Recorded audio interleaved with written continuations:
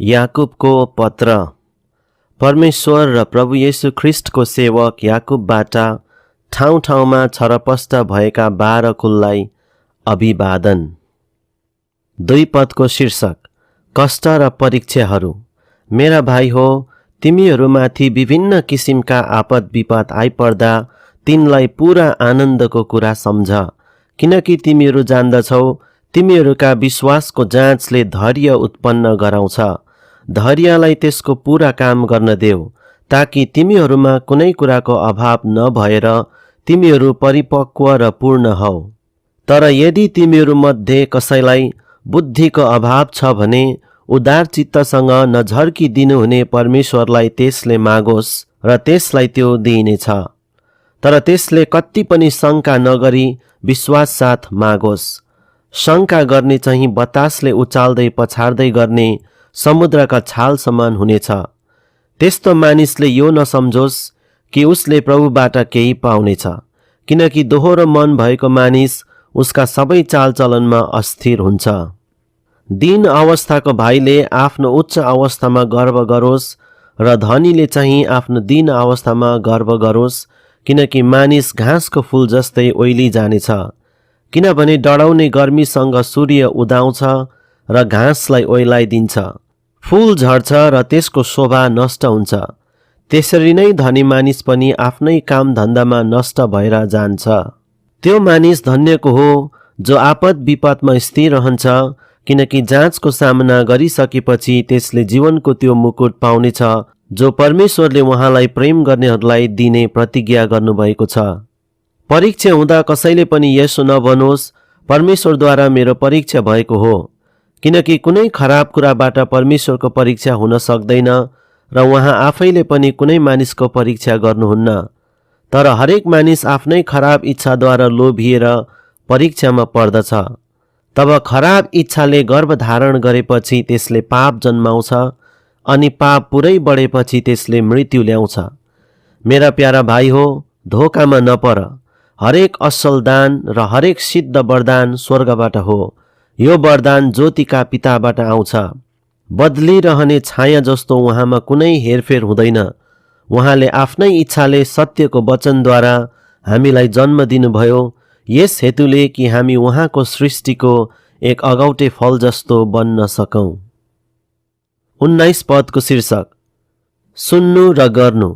मेरा प्रिय भाइहरू, यो कुरा जान, प्रत्येक मानिस सुन्नमा छिटो, बोल्नमा ढिलो र रिसाउनमा धीमा हुनुपर्छ, किनकि मानिसको रिसले परमेश्वरको धार्मिकता ल्याउँदैन। यसै कारण सबै फोहोर कुरा र समस्त दुष्टतालाई हटाओ र तिमीहरूका हृदयमा रोपिराखेको वचन नम्रतापूर्वक धारण गर, जसले तिमीहरूका प्राणलाई उद्धार गर्न सक्छ। तर वचन पालन गर्ने हौ र सुन्ने मात्र भएर आफैलाई धोका नदेऊ। कुनै मानिसले वचन सुन्छ तर पालन गर्दैन भने त्यो एउटा यस्तो मानिस जस्तो हुन्छ जसले आफ्नो अनुहार ऐनामा हेर्छ, किनकि त्यसले आफैलाई हेर्छ र गइहाल्छ र त्यो आफै कस्तो थियो त्यो तुरन्तै बिर्सिहाल्छ। तर त्यो मानिस जसले स्वतन्त्रता दिने शुद्ध व्यवस्थालाई हेर्दछ र त्यसैमा लागिरहन्छ, अनि सुनेर बिर्सिहाल्ने होइन तर काम गर्ने पनि हुन्छ, त्यसले चाहिँ आफूले गरेको काममा आशिष पाउनेछ। यदि कोही मानिसले आफूलाई धर्मी सम्झन्छ र आफ्नो जिब्रोमा लगाम लाउँदैन तर आफ्नो हृदयलाई धोका दिन्छ भने त त्यस मानिसको धर्म व्यर्थ हुन्छ। परमेश्वर र पिताको अगाडि शुद्ध र पवित्र धर्म यही हो, अनाथ र विधवाहरूलाई तिनीहरूको कष्टमा हेरचाह गर्नु र आफूलाई संसारबाट निष्कलङ्क राख्नु। अध्याय 2 शीर्षक निष्पक्ष व्यवहार। मेरा भाइ हो, प्रभु येशू ख्रिस्ट महिमाका प्रभुमाथि तिमीहरूको विश्वास भएको हुनाले तिमीहरूले कुनै भेदभाव नदेखाऊ। यदि कोही मानिस सुनका औँठीहरू र राम्रा राम्रा लुगा लगाएर तिमीहरूको सभामा आयो र कुनै एकजना गरिब पनि झुत्रे झाम्रे लुगा लगाएर आयो भने तिमीहरूले त्यो राम्रो लुगा लाउनेलाई आदर गरेर यहाँ राम्रो ठाउँमा बस्नुहोस् भन्छौ र त्यस गरिबलाई चाहिँ त यहीँ उभि अथवा मेरो पाउने र बस भन्छौ भने के तिमीहरूले आफ्नै बीचमा भेदभाव देखाएनौ र कुविचार भएका न्यायकर्ता भएनौ र? मेरा प्रियहरू सुन, के परमेश्वरले संसारका गरिबहरूलाई विश्वासमा धनी तुल्याएर त्यस राज्यका उत्तराधिकारी हुनलाई चुन्नु भएन र? यही राज्य उहाँलाई प्रेम गर्नेहरूलाई उहाँले दिने प्रतिज्ञा गर्नुभएको होइन र? तर तिमीहरूले त गरिब मानिसको अपमान गरेका छौ। के धनीहरूले तिमीहरूलाई अत्याचार गर्दैनन् र? के तिनीहरूले तिमीहरूलाई अदालतमा लाँदैनन् र? के तिनीहरूले त्यही आदरणीय नाउँको अपवाद गर्दैनन् र जुन नाउँद्वारा तिमीहरूलाई बोलावट भएको छ? यदि आफ्ना छिमेकीलाई आफूलाई झैँ प्रेम गर भन्ने पवित्र धर्मशास्त्रको राजकीय व्यवस्थालाई साँच्चै पूरा गर्दछौ भने त असलै गर्दछौ। यदि तिमीहरूले भेदभाव देखायो भने त तिमीहरू पाप गर्दछौ र व्यवस्थाद्वारा अपराधी ठहरिन्छौ। किनकि जसले सम्पूर्ण व्यवस्था पालन गर्छ तर एउटै कुरामा चुक्छ भने व्यवस्थाका सबै कुरामा त्यो दोषी ठहरिएको हुन्छ। किनकि जसले व्यभिचार नगर भन्नुभयो उहाँले हत्या नगर पनि भन्नुभयो। तसर्थ यदि तिमीले व्यभिचार गर्दैनौ तर हत्या गर्दछौ भने तिमी व्यवस्थाका अपराधी भएका छौ। यसकारण तिमीहरूको बोली र व्यवहार स्वतन्त्रताको व्यवस्था बमोजिम न्याय पाउनेहरूका जस्तै होस्। किनकि जुन मानिसले कृपा गरेको छैन त्यसको न्याय कृपा बिना नै हुन्छ। कृपा न्यायमाथि विजयी हुन्छ। 14 पदको शीर्षक विश्वास र काम। मेरा भाइ हो, यदि कोही मानिसले मसित विश्वास छ भन्छ तर काम चाहिँ गर्दैन भने यसबाट के लाभ? के त्यसको विश्वासले त्यसलाई बचाउन सक्छ र? यदि कोही भाइ वा बहिनीले झुत्रे झाम्रे लुगा लगाएको छ र त्यसलाई दिनौको भोजनको अपुग छ र तिमीहरूमध्ये कसैले त्यसलाई शान्तिसँग जाऊ, न्यानो गरी बस, पेटभरि खाऊ मात्र भन्छ तर त्यसको शरीरलाई चाहिने कुराहरू चाहिँ दिँदैन भने त्यसबाट के लाभ हुन्छ र? यसरी विश्वास पनि काममा प्रकट हुँदैन भने त्यो विश्वास मृत हो। तर कसैले भन्ला, तिमीसित विश्वास छ, मेरा चाहिँ कामहरू छन्। काम बिनाको तिम्रो विश्वास मलाई देखाऊ र मैले गरेको कामद्वारा म आफ्नो विश्वास तिमीलाई देखाउने छु। तिमीहरू विश्वास गर्दछौ कि परमेश्वर एउटै हुनुहुन्छ, त्यो असल हो। भूत आत्माहरू पनि विश्वास गर्छन् र थरथर काम्छन्। मूर्ख हो, काम बिनाको विश्वास व्यर्थ हुन्छ भन्ने कुराको प्रमाण चाहन्छौ? जब हाम्रो पुर्खा अब्राहमले आफ्नो छोरो इसाकलाई वेदीमा अर्पण गरे तब तिनी कामद्वारा नै धर्मी ठहरिएनन् र?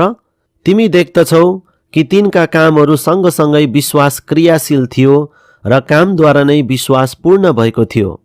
पवित्र धर्मशास्त्रको यसो भन्ने वचन पूरा भयो, अब्राहमले परमेश्वरमा विश्वास गरे र यो उनको निम्ति धार्मिकता गनियो र उनी परमेश्वरका मित्र कहलिए। तिमीहरू देख्दछौ कि कामद्वारा मानिस धर्मी ठहरिँदो रहेछ, विश्वासद्वारा मात्र होइन। त्यसै गरी राहाब वेश्याले पनि जब तिनले गुप्तचरहरूलाई सत्कार गरेर अर्कै बाटो पठाइदिन् तब कामहरूबाट तिनी धर्मी ठहरिएकी होइनन् र? जसरी शरीर आत्मादेखि अलग हुँदा मरेको हुन्छ त्यसै गरी विश्वास पनि कामहरूदेखि अलग हुँदा मरेको हुन्छ। अध्याय 3 शीर्षक जिब्रोलाई बसमा पार्नु। भाइ हो, तिमीहरूमध्ये धेरैजना शिक्षक नहौ, किनकि तिमीहरू जान्दछौ हामी शिक्षा दिनेहरूको न्याय अझ कठोर रूपले हुनेछ। किनकि हामी सबै धेरै भूल गर्दछौँ। जुन मानिसले आफूले बोल्ने कुरामा भूल गर्दैन त्यसले आफ्ना सारा शरीरमा पनि लगाम लगाउन सक्छ र त्यो सिद्ध मानिस हुन्छ। यदि घोडाहरूलाई बसमा राख्नलाई तिनीहरूका मुखमा लगाम लगायौं भने तिनीहरूका सारा शरीरलाई जता मन पर्यो त्यतै लान सक्छौं। हेर त, जहाजहरू जो तेज हावाले चल्दछन् ती ठुला ठुला भए तापनि एउटा सानो पतवारद्वारा कर्णधारले आफ्नो इच्छा अनुसार जता मन पर्यो त्यतै लान्छ। त्यस्तै जिब्रो पनि एउटा सानो अङ्ग भएर ठुला ठुला कुराको अभिमान गर्दछ। हेर, एउटा सानो आगोको झिल्काले ठुलो वन पनि स्वाहा पार्दछ। जिब्रो पनि एउटा आगो नै हो। यो शरीरका अङ्गहरूमध्ये अधर्मको एउटा दुनिया नै हो। यसले सारा शरीरलाई दूषित पार्दछ र जीवनको सारा क्रममा नै आगो सल्काइदिन्छ र नरकको आगोमा त्यो जल्छ। हरेक किसिमका पशु पक्षी, घस्रने जन्तु र समुद्रका जीव जन्तुलाई तह लगाउन सकिन्छ र मानिस जातिबाट नै तह लगाइएको छ। तर जिब्रोलाई कुनै मानिसले तह लाउन सक्दैन घातक विषले भरिएको यो चञ्चल दुष्ट हो। यसद्वारा हामी प्रभु र पिताको प्रशंसा गर्दछौँ र यसैद्वारा परमेश्वरको स्वरूपमा बनेका मानिसहरूलाई हामी सराप्दछौँ। एउटै मुखबाट आशीर्वाद र सरप निस्कन्छन्। मेरा भाइ हो, यसो नहुनु पर्ने हो। के पानीको मूलको एउटै धाराबाट मिठो र तीतो पानी निस्कन्छ र? मेरा भाइ हो, के अन्जिरको बोटमा जैतुन अथवा दागको बोटमा अन्जिर फल्न सक्छ र? तीतो पानीको मूलबाट पनि मिठो पानी निस्कन सक्दैन। 13 पदको शीर्षक 2 किसिमका बुद्धि। तिमीहरूमध्ये बुद्धिमान र ज्ञानी को छ? आफ्नो असल जीवनद्वारा बुद्धिको नम्रतामा त्यसले आफ्ना कामहरू देखाओस्। तर यदि तिमीहरूका हृदयमा कटु ईर्ष्या र स्वार्थी अभिलाषा छन् भने यी कुरामा अभिमान नगर र सत्यतालाई झुटा नबनाऊ। यो बुद्धि स्वर्गबाट आउने बुद्धि होइन, तर यो त सांसारिक, अनात्मिक र शैतानिक हो। किनकि जहाँ डाहा र स्वार्थपूर्ण अभिलाषा हुन्छ त्यहाँ भाँड भैलो र हरेक किसिमको भ्रष्ट काम हुन्छ। तर जुन बुद्धि स्वर्गबाट आउँछ त्यो पहिले शुद्ध हुन्छ, तब त्यो शान्तिप्रिय, कोमल, विचारशील, कृपापूर्ण र असल फलले भरिएको, पक्षपात रहित र कपट रहित हुन्छ। शान्ति कायम राख्नेहरूले शान्तिमा छर्छन् र तिनीहरूले धार्मिकताको फसल बटुल्छन्। अध्याय 4 शीर्षक परमेश्वरमा समर्पण। तिमीहरूका बीचमा लडाईँ र झगडाहरू कुन कुराले ल्याउँछ? के यी सब तिम्रो शरीरका अङ्गहरूमा सङ्घर्ष गर्ने अभिलाषाहरूबाट आएका होइनन् र? तिमीहरू इच्छा त गर्दछौ तर तिमीहरू पाउँदैनौ। तिमीहरू हत्या गर्दछौ र लोभ गर्छौ तर पाउन सक्दैनौ। तिमीहरू झगडा गर्दछौ र लडाईँ गर्छौ। तिमीहरूसित हुँदैन किनभने तिमीहरू परमेश्वरसँग माग्दैनौ।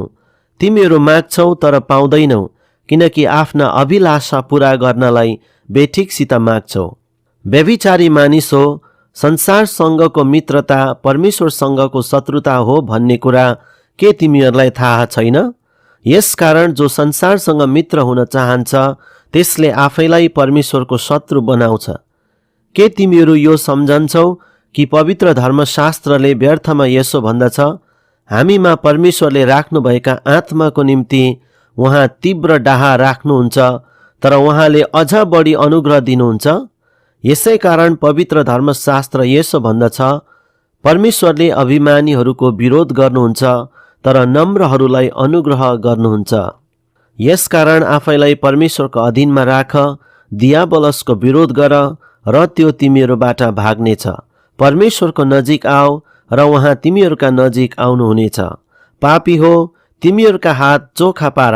दोमनका मानिस हो, तिमीहरूका हृदय शुद्ध पार। दुखी हौ, शोक गर र रो। तिमीहरूको हाँसो शोकमा र तिमीहरूको आनन्द खिन्नतामा परिणत होस्। प्रभुको सामने आफूलाई विनम्र तुल्याऊ र उहाँले तिमीहरूलाई उच्च पार्नुहुनेछ। भाइ हो, एउटाले अर्काको विरुद्धमा खराब कुरा नगर। जसले आफ्नो भाइको विरुद्धमा खराब बोल्छ अथवा आफ्नो भाइलाई दोष लाउँछ त्यो व्यवस्थाको विरुद्धमा बोल्छ र त्यसले व्यवस्थाको दोष देखाउँछ। तर यदि तिमीले व्यवस्थाको दोष देखाउँछौ भने त तिमी व्यवस्था बमोजिम चल्ने भएनौ, तर व्यवस्थाको न्यायकर्ता पो भयो। व्यवस्था दिने र न्यायकर्ता त एउटै हुनुहुन्छ, जसले बचाउन र नाश गर्न पनि सक्नुहुन्छ। तर आफ्नो छिमेकीलाई दोष लाउने तिमीहरू को हौ? आज वा भोलि हामी फलानो सहरमा जाउँला, त्यहाँ 1 वर्ष बिताउँला र व्यापार गरेर नाफा गरौँला भन्नेहरू अब सुन। भोलि के हुने हो तिमीहरू जान्दैनौ। तिम्रो जिन्दगी के छ? तिमीहरू त तुवाल हौ जो केही बेरको निम्ति देखा पर्छ अनि हराइहाल्छ। यसको सट्टामा त तिमीहरूले यसो भन्नुपर्ने, यदि परमेश्वरको इच्छा भयो भने हामी बाँचौँला र यस्तो उस्तो गरौँला। तर अहिले तिमीहरू आआफ्ना सेखीमा धाक लाउँछौ। यस्तो सबै सेखी खराब हो। यसकारण जसले भलाइ गर्न जानेर पनि गर्दैन त्यसले पाप गर्छ। अध्याय 5 शीर्षक धनीहरूलाई चेतावनी। धनी मानिस हो, सुन, तिमीहरूमाथि आइपर्ने कष्टहरूका निम्ति रो र विलाप गर। तिमीहरूको धन सडेको छ र तिमीहरूका पोषकहरू किराले खाएका छन्। तिमीहरूका सुन चाँदीमा कस लागेको छ र त्यही कस तिमीहरूका विरुद्धमा साक्षी हुनेछ र आगोले जस्तै तिमीहरूको शरीर खानेछ। तिमीहरूले आखिरी दिनहरूका निम्ति धन साँचेका छौ।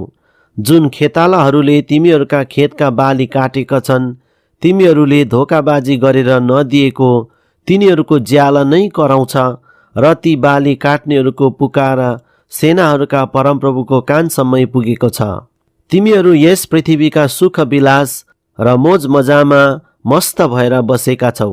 बलिका दिनको निम्ति तिमीहरूले आफैलाई पुष्टाइराखेका छौ। तिमीहरूको विरोध नगर्ने धर्मात्मालाई दोषी ठहराएर तिमीहरूले मारेका छौ। 7 पदको शीर्षक कष्टहरूमा धैर्य। यसकारण भाइ हो, प्रभुको आगमन नहुन्जेल धैर्य धारण गर। हेर, भूमिको बहुमूल्य फसलको आशा राखेर किसानले अघिल्लो र पछिल्लो वर्षा नहुन्जेल धैर्य धारण गरेर पर्खिरहन्छ। तिमीहरूले पनि धैर्य धारण गर, आफ्नो हृदयलाई स्थिर गराओ, किनकि प्रभुको आगमन नजिकै छ। भाइ हो, एउटाले अर्काको विरुद्धमा गनगन नगर, नत्र त तिमीहरू दोषी ठहरिनेछौ। हेर, न्यायकर्ता ढोकैमा हुनुहुन्छ। भाइ हो, कष्ट भोग र धैर्यको उदाहरण कस्तो हुनुपर्ने हो, सो प्रभुको नाउँमा बोल्ने अगमवक्ताहरूलाई हेर। हेर, धैर्य धारण गर्नेहरूलाई हामी धन्यको भन्छौँ। तिमीहरूले अयुबको स्थिरताको विषयमा सुनेका छौ र प्रभुको अभिप्राय देखेका छौ कि प्रभु कस्तो करुणामय र कृपालु हुनुहुन्छ। मेरा भाइ हो, सबै कुराभन्दा पहिले स्वर्गको वा पृथ्वीको अथवा अरू कुनै कुराको शपथ नखाओ, तर दोषी नठहरिनलाई तिमीहरूको हो चाहिँ हो र होइन चाहिँ होइन होस्। 13 पदको शीर्षक विश्वासको प्रार्थना। के तिमीहरूमा कसैले कष्ट भोगिरहेछ? त्यसले प्रार्थना गरोस्। के कोही आनन्दित छ? त्यसले प्रशंसाको भजन गाओस्। के तिमीहरूमध्ये कोही बिरामी छ? त्यसले मण्डलीका एल्डरहरूलाई बोलाओस्। तिनीहरूले प्रभुको नाममा त्यसलाई तेलले अभिषेक गरेर त्यसको निम्ति प्रार्थना गरून्। र विश्वासको प्रार्थनाले बिरामीलाई बचाउनेछ र प्रभुले त्यसलाई निको पार्नुहुनेछ र यदि त्यसले पाप गरेको छ भने त्यसलाई क्षमा हुनेछ। यसकारण तिमीहरू एकले अर्कासँग आफ्ना पाप स्वीकार गर। तिमीहरू निको हुनलाई एउटाले अर्काको निम्ति प्रार्थना गर। धार्मिक मानिसको प्रार्थना शक्तिशाली र प्रभावशाली हुन्छ। एलिया पनि त हामीहरूको जस्तै स्वभाव भएका मानिस थिए। तिनले पानी नपरोस् भनेर भक्तिसाथ प्रार्थना गरेका थिए र 3 वर्ष 6 महिनासम्म पृथ्वीमा पानी परेन। तिनले फेरि प्रार्थना गरे र आकाशबाट वर्षा भयो र भूमिले उब्जनी दियो। मेरा भाइ हो, यदि तिमीहरूमध्ये कोही सत्यबाट बरालिएर जाँदा कसैले त्यसलाई फर्काएर ल्यायो भने त्यसले जानोस् कि जसले एकजना पापीलाई त्यसको कुमार्गबाट फर्काएर ल्याउँछ त्यसलाई मृत्युबाट बचाउनेछ र असंख्य पापलाई ढाक्नेछ। आमेन।